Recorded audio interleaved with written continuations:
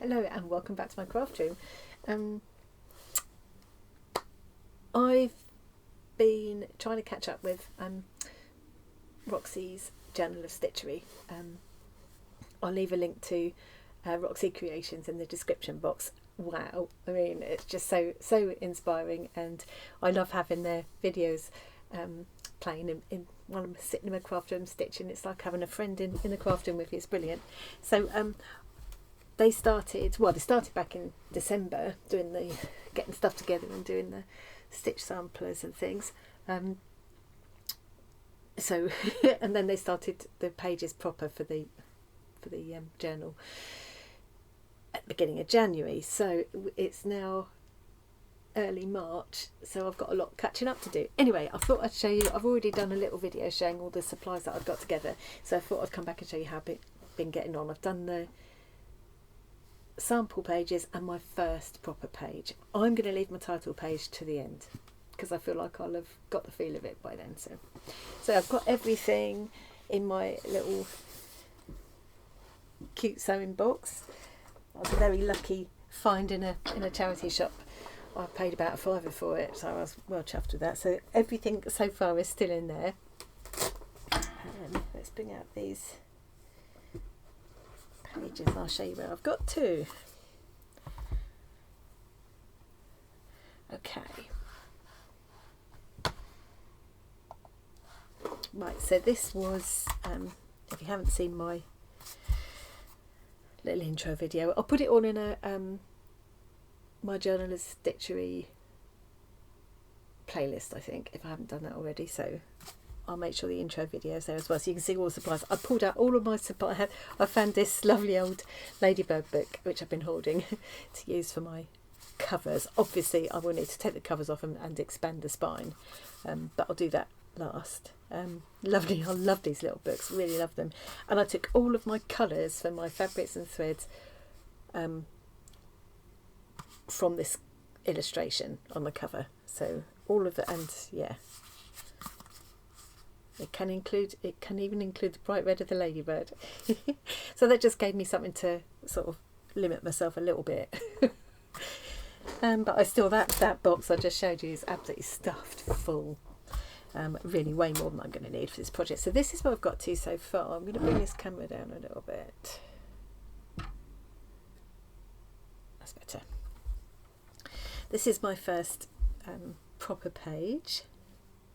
So the prompt, they put out one a month, and it's going to go on for 6 months, I believe.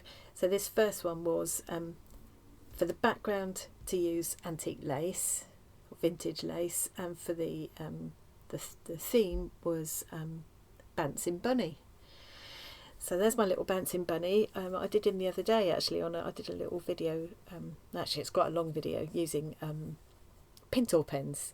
And one of the things I tried them on was fabric. So I did this little bunny silhouette. So that's actually done with a Pintor paint pen.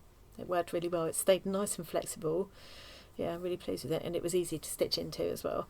So I just stitched that onto my cut it out and did a blanket stitch around. I did turkey work. That was one of the many stitches that Sarah and Rachel demonstrated on the stitch sampler pages. So I'd never tried that before, but I thought it was perfect for the little bunny tail. And then I've just done a little patchwork of odd scraps of fabric, and then some really simple stitches to create the idea of him, of a kind of meadow that he's bouncing into, my little bunny. A little scrap of cute trim here that I've been hoarding. I mean, it's just such a tiny scrap. That's the great thing about these kind of projects, is that you can use these teeny weeny little bits, you know, that you didn't want to throw away but you didn't know what to do with. And this is an old part of an old kind of table runner. I think that came from my mother-in-law's house. Yeah, I believe that's where that came from. And then some bits of, I've got a basket of old vintage lace, and that's where these came from. And my button jar. Most of the stitching is just this really straightforward running stitch, which I just love to do. I find it very relaxing to do, and I love the look and the feel of it. It's all very messy on the back as usual. I'm not quite as messy as I used to be. So that's those. And then here, these will go in first actually. So I'll have my I'll have my title page. Yeah, I'll have my title page. Then I'll have these stitch sampler pages. We'll go like that. Title page, stitch sampler, and then this is my first page proper. So, yeah. Obviously the paper's not going to be yeah, so it gives you an idea of, so yeah, eventually I'll get round to making cloth pages to attach these to, and I think the way I'm going to bind it all together is I'm going to do Coptic binding. I'm going to put them into signatures and Coptic bind them. I might try and incorporate some of these illustrations as well. I love them. I just love that, and that so goes with the project, doesn't it? And it's got all the colours in that I'm using, so yeah, I might find a way to use that. Perhaps put it onto, back it onto something and stitch into it a little bit even. I don't know. I love that. And I showed in my intro video, some of these projects are fine. They're really good ways for kids to learn to sew, but look at this one. I just find it really scary. Cyber Ted. Oh, how to give a child nightmares. Anyway, so that's where I've got to today. I just wanted to show you those, show you how I'm getting on. Really enjoying this project. Thoroughly recommend checking out Roxy Creations if you haven't already.